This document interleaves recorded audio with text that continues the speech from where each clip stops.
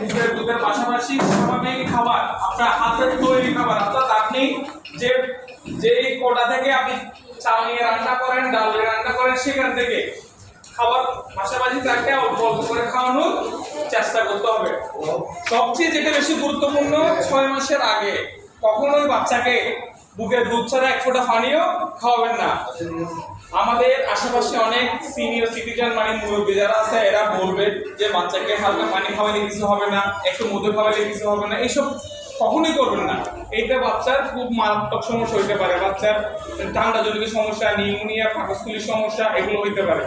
যখন বাচ্চার বয়স 6 মাস পূর্ণ হবে, আপনি আশেপাশে তাকে খুব পরিমাণে অল্প অল্প করে খাওয়ানোর চেষ্টা করবেন।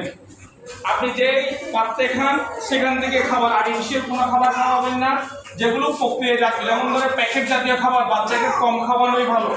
বাচ্চাকে সবসময় এই যে চিপস, চকলেট এগুলো যত কম খাওয়াবেন তত ভালো। কারণ আমরা ধরেন আপনি একটা 2 টাকা দামের চকলেট কিনলেন, যে চকলেটের দামটা 2 টাকা দিয়ে তারা বিক্রি করতেছে, সেখানে কি পরিমাণ ভালো জিনিস দিতে পারে আপনি একটু চিন্তা করে দেখবেন। বাচ্চা চাইবে, বাচ্চা স্বাভাবিক, বাচ্চারা হচ্ছে অনুকরণ প্রিয়, ওরা বড়রা যা করে সেটা করার চেষ্টা করবে।